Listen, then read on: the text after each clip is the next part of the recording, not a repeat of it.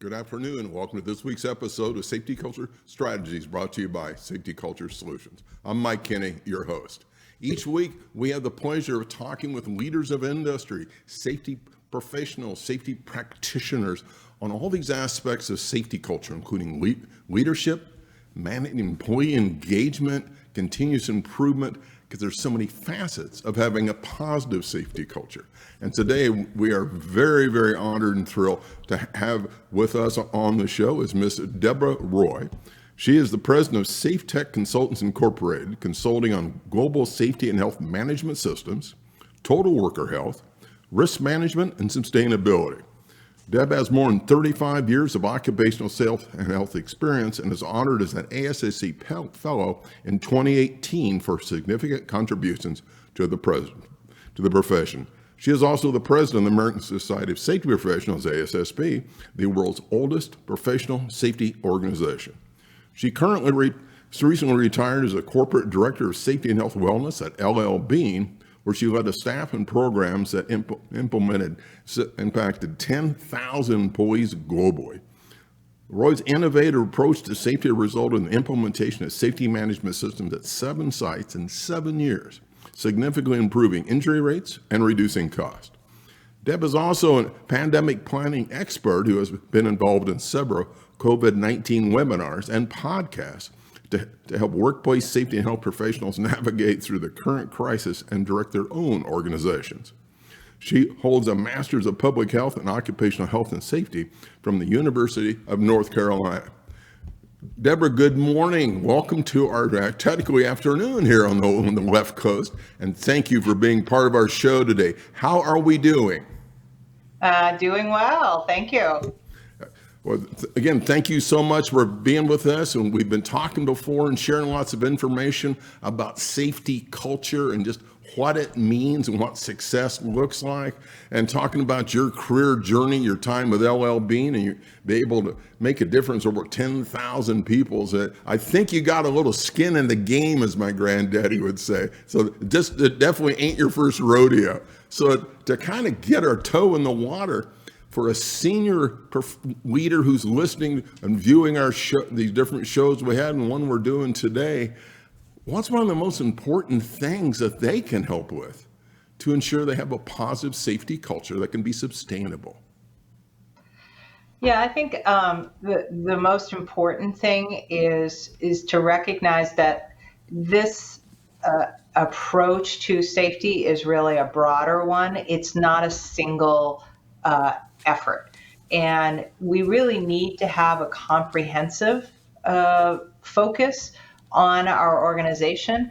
And that means that, implementing safety management systems, it means focusing on risk. It really means evolving the approach from what used to be just compliance to really looking at the worker as a whole and saying, what are all the impacts to the worker, and how do we assess those and then address issues so that people can work and be their best selves at work and at home.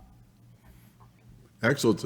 And I gotta be candid. I've been kind of following some information you're doing. I'm checking out what your company does. 2 things really fascinate me as you talk about the safety management system.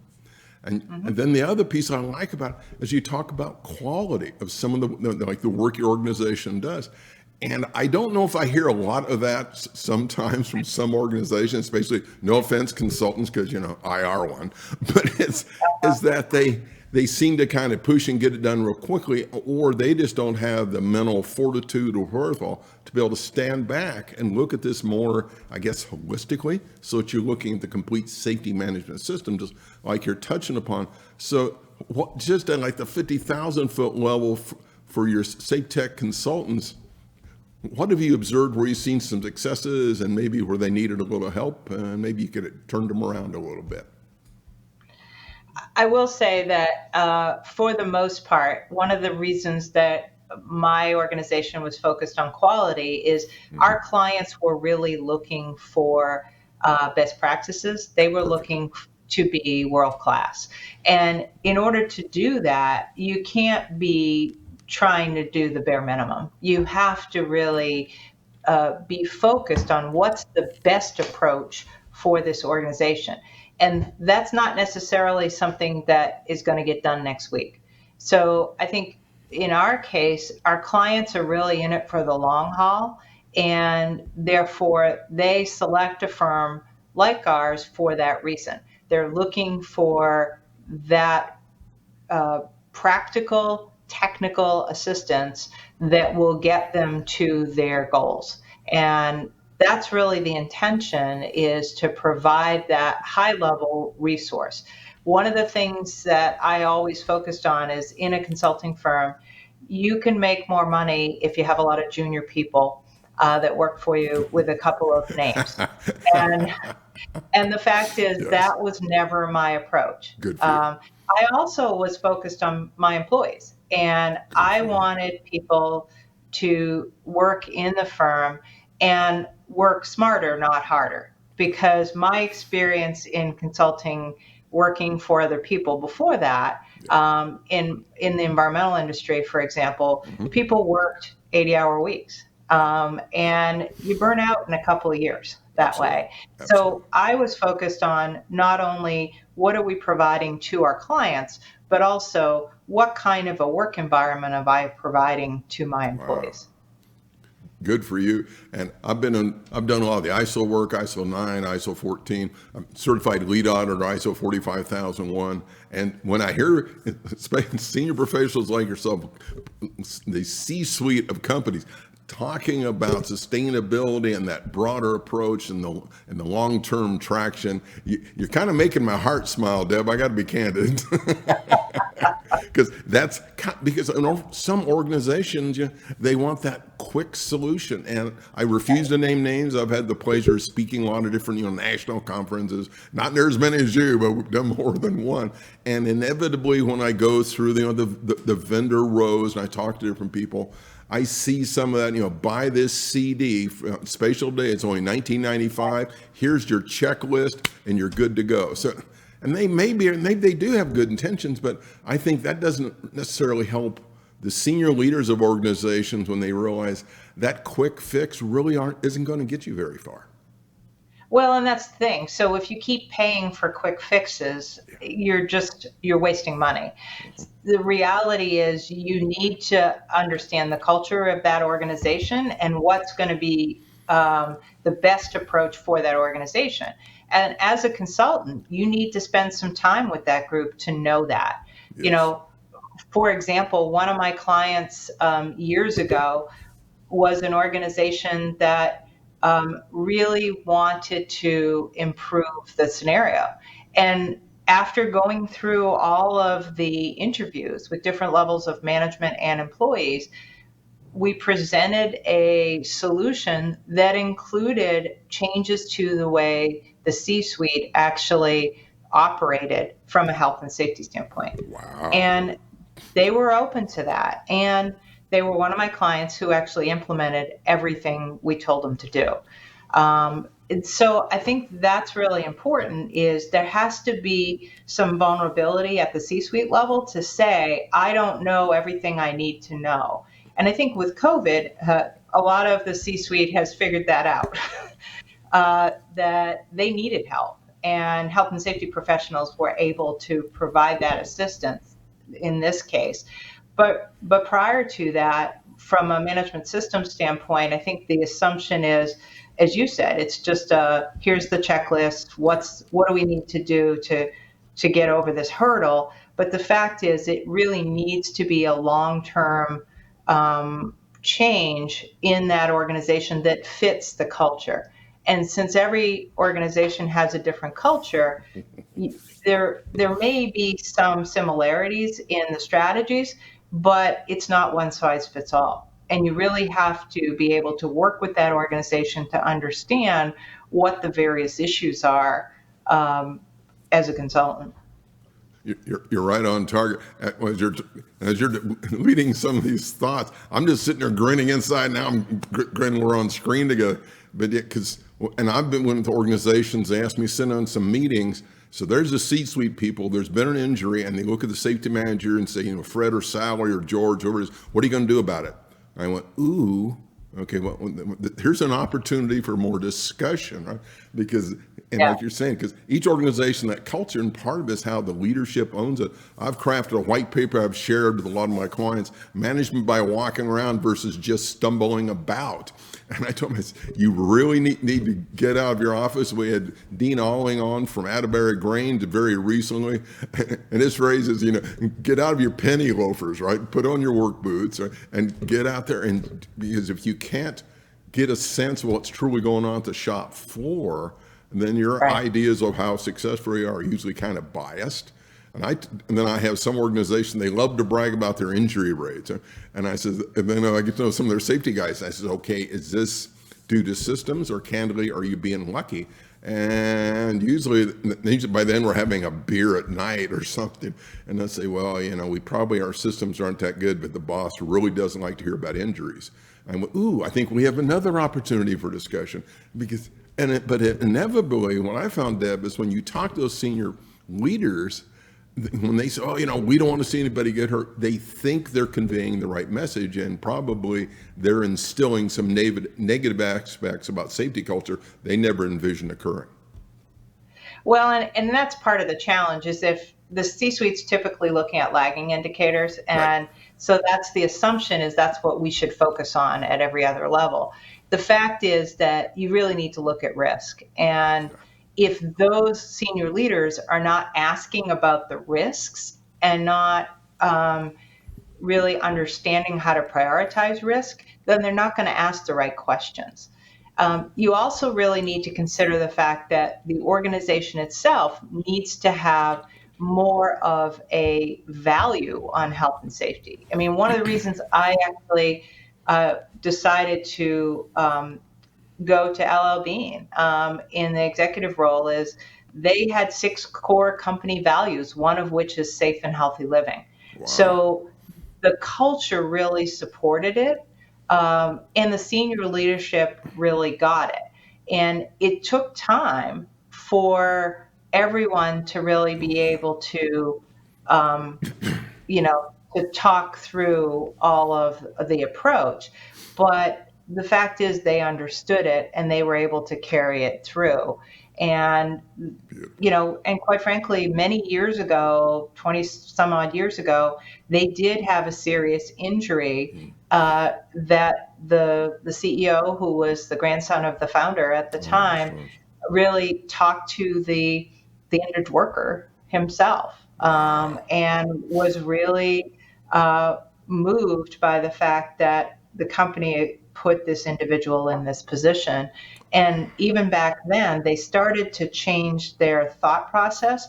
By the time I went there, though, the culture was really positive to begin with. And it was really just taking them from, we know we need to do something more and we're supportive of it, to what needed to be done. And that's why it was much easier to get the safety management system implemented, because they were interested at that point. They were ready for the solution. Wow. And again, to all the viewers, one of the messages I think you're hearing a lot already from Deb Roy, there's this long-term effort. It takes a while to change the course. I use a phrase, if you're going to turn the Titanic, right, there's lots of pressure on the rudder for an extended period of time, and then very slowly the bow turns the direction you envision it to. Before we go to break, and you talked about the lagging leading indicators, and naturally a lot of what C-suite sees as the lagging part of it, your injury rates, whether it's DART, TRC, the list goes on. So from what you guys have been seeing as an entity, is it possible to actually measure the difference that a positive safety culture makes? Or is it more just kind of subjective in nature? I think basically, if you do the right thing from a system standpoint, those lagging indicators will take care of themselves. Perfect. You don't need a focus on them in order to impact them if you're doing the right things. So if you reduce the risk in the organization, then those injuries are less likely to occur, and those typical metrics will actually go down. And it's as simple as that. Beautiful. And then obviously you have ways to look at your management systems while they're performing. Talking about risk management, I've always been a Mill Standard 882. I like Charlie a little better than Delta. Yeah. And naturally, a lot of that is for equipment, et cetera, but we translate it into a traditional JHA or JTA, and we would commonly do a 4x4, a 1A to a 4D, and one day you probably won't do it at all. And then you kind of tear it down on what the control set looks like. And then I've had companies, they actually wove the like 2C, 2D discussions into their daily briefs and for their tailgates. And people really started kind of thinking about this stuff a little bit more.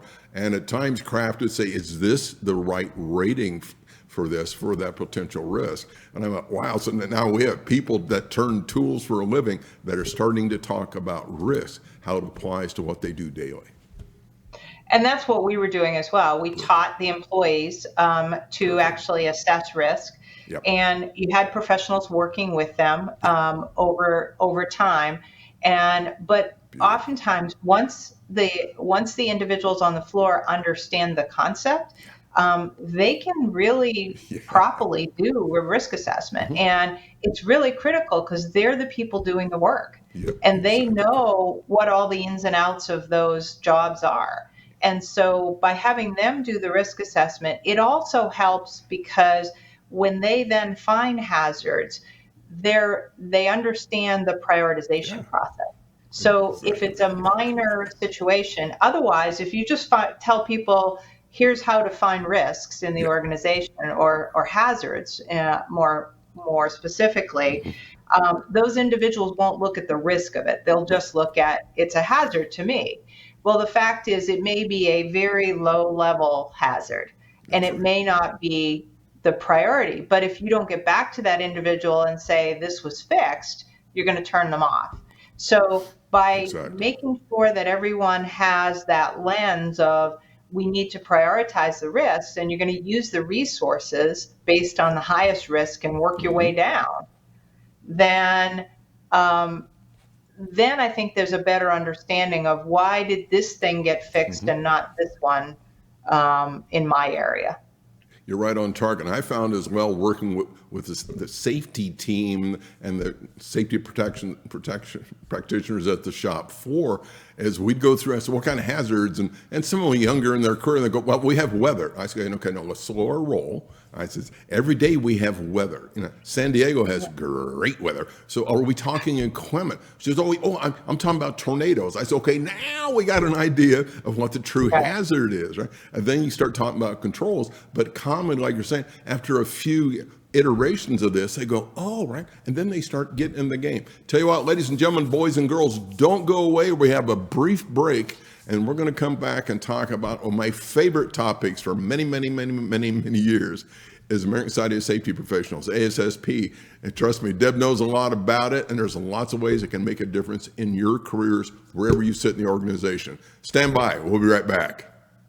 Safety Culture Strategies provides world-class safety culture and safety program management consultative services for clients throughout the United States. Whether your company is pursuing Voluntary Protection Program STAR designation, ISO 45001 certification, or considering a comprehensive review of your current safety programs and processes, Safety Culture Strategies brings hands-on experience combined with a unique perspective that readily translates from senior management to task-level personnel. This collective skill set provides you with a very insightful health check of your overall safety management system that can also assist with reducing injuries and attrition, as well as increasing profitability. Safety Culture Strategies is also certified to provide Ziegler Institute employee engagement training and leadership coaching. When combined with established relationships with federal and state regulators, Safety Culture Strategies is uniquely positioned to assist the safety culture efforts of any company. For additional information, visit www.scstrat.com or call us at 702-780-1410. After all, every company has a safety culture, but is it the culture you want? Hey, and we're back. Actually, having Deb Roy with us, and we're talking before break. Each company's got its different cultures. Part of it, that's why I came up with that tagline. Every company has that unique culture, but it's the culture you want. Before we jump in and talk about ASSP, we're going to bring Deb Roy back on screen with me. And you have been at this a long time, incredible credential set, highly recognized ASSP Fellow, speaker extraordinaire, and you're asked a lot to lead different discussions, peer-reviewed stuff. I know, I just love bragging on you. I apologize in advance. So the majority of people that have been this successful in their career, probably early on in your career, you had a mentor and advisor that kind of put that thumbtack on the wall for you on that really helped you with the trajectory of where you ended up today. Have you got any thoughts on who kind of made a difference for you? Yeah, I have actually a couple of different ones. I started out as an occupational health nurse. So I went directly from undergraduate school into this specialty of occupational health nursing in industry. And Patricia Travers was at the time in Boston at Boston University and Harvard School of Public Health, which was one of the NIOSH educational resource centers. And I actually worked with her and her team on an ergonomics research project for NIOSH in the first electronics plant that I worked in. And so I would say Patricia was really my first mentor as an occupational health nurse, and really pushed me to look at the future of what we could do to actually improve the worker experience long term. Later on, as I got more into safety after I went to grad school, I actually started my consulting firm, and one of my clients early on was a gentleman by the name of Bob Wing. And Bob actually was the corporate safety director at ConAgra Poultry in those days. And he continued in the poultry industry, in fact, until recently, this last year. And he really supported me as a consultant and as a safety professional. He was a longtime safety engineer who really believed in what we could provide to the organization. And at that time, my firm was doing a lot of work in either high hazard chemical industry or on hazardous waste sites, and which had been my background up to that point. And he was the biggest supporter we had. Cool. He got me speaking to other organizations in the poultry industry about the work we were doing with him on ammonia refrigeration systems and addressing the risks in those organizations. And consequently, 10 years of consulting work came out of that relationship. And he and I continued to stay in touch throughout my career. So I would say he was another major mentor. Excellent. And one of the reasons I had to bring that question up, for some of the C-suite people listening today, if you're getting towards the tail end of your career, who have you had the opportunity to mentor? And odds are you still have time to maybe help a couple of other individuals young in their career path as well. And now we're going to get one of my favorite topics, because I truly love talking about emergency safety professionals, ASSP. Yep, I'm going to grin from ear to ear. I think I've been a professional member 25 years, CSP, and I get my journal every month, and I did some of the articles. I don't necessarily fall in love with every one of them, but I think that's part of the purpose, is you see different perspectives. And now, as I understand, so I'd like to talk a little bit about the membership. Well, essentially, what for maybe a viewer that's kind of new to ASSP, what does it bring to them, and just how do they go about becoming a member? Okay. Well, first of all, the website is ASSP.org. You will find the phone number to customer service there, and also information about membership. So Perfect. That's my first pitch.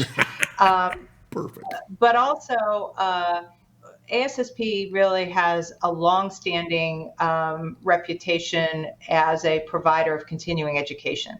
So that has been really our focus for many years. And most safety professionals that are members do receive a lot of benefit from the organization that is in the relation to education. So either they attend a conference or webinars or a variety of other educational events. Obviously, these days, a lot of it is online.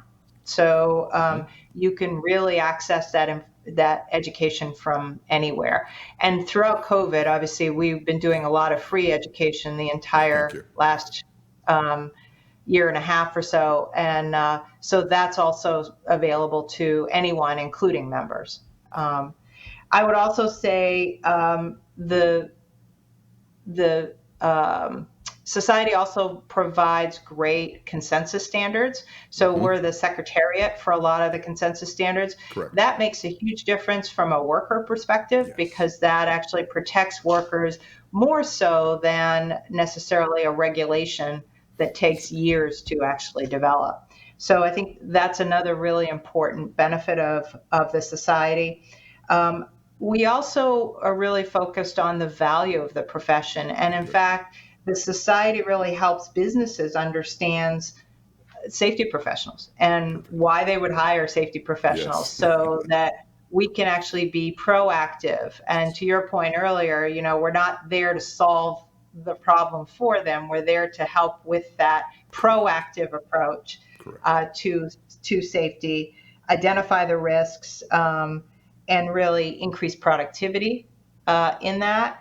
And since I mentioned COVID, that's obviously a big part of what most health and safety professionals have done throughout the pandemic as well, on top of their day job.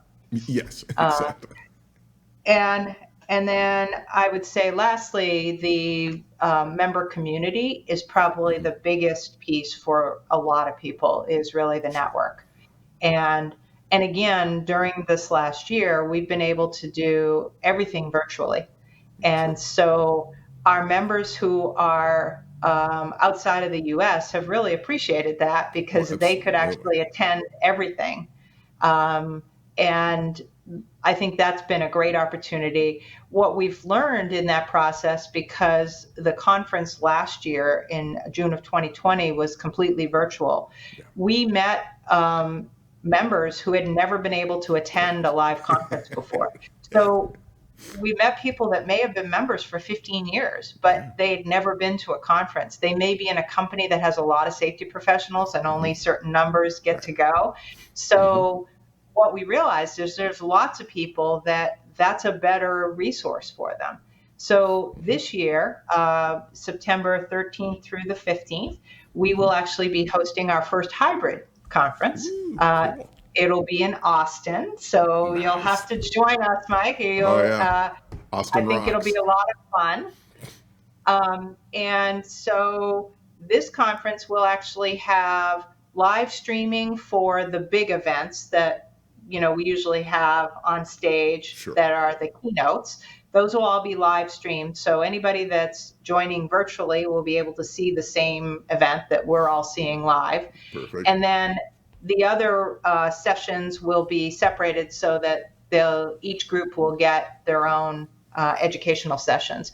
And the cool thing about it is everybody will have access to the content for 60 days. So you'll be able to get a lot more continuing education credit than you would normally in this particular process. So I think it's going to be a great opportunity. We also will have the exhibit hall. So we will have the live exhibits available there in Austin.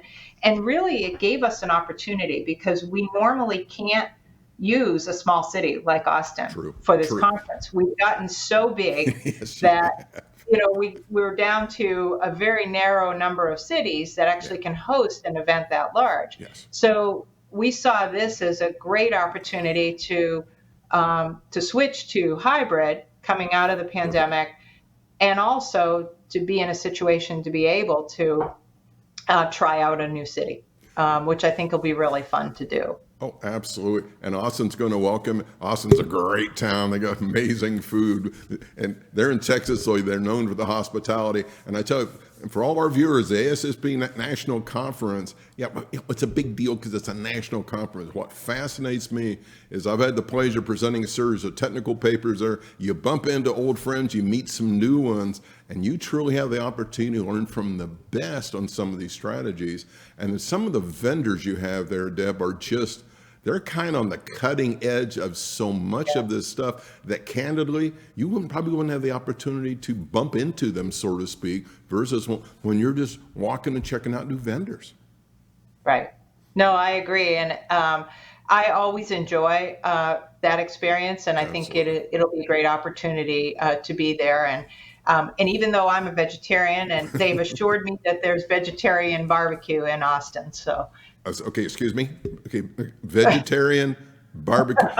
That kind of sounds like jumbo shrimp. I'm not sure here, but I will put on my to-do list when I come see you guys at the conference. I'll Google vegetarian barbecue, and maybe we can hook up. Jay, before we get out of here, because believe it, that's about right at the end of the show. You've been on stage a lot, so you get a chance, and when you've been speaking and you're done, that 45 minutes, you handle the 15 minutes of Q&A phenomenally. People are cheering, they're throwing the hats in there, belt buckles in this case, from being in Texas. So when you go to leave the stage, and they're going to go back home at the end of this amazing conference, what's 2 or 3 things you really hope they write down after listening to you, and they take back home to their organizations? Interesting. I would say understand, first of all, that with COVID, we have more visibility as safety and health professionals than we ever have in our careers. And this is the best opportunity you have to grow in your career and to actually be visible to your senior management. So use that opportunity wisely. Use a science-based approach. Really do the research and present a well-thought argument, and keep it concise, because senior leadership really want to understand the facts, but the rest of the detail should be available if they ask. Great summary, and I really like the discussion. You want to kind of keep it concise for them. Well, I want to thank everybody for viewing today. I got to thank Ms. Deborah Roy, SafeTech Consultants, president of ASSP, and a whole bunch of other cool stuff. Thank you so much for being with us.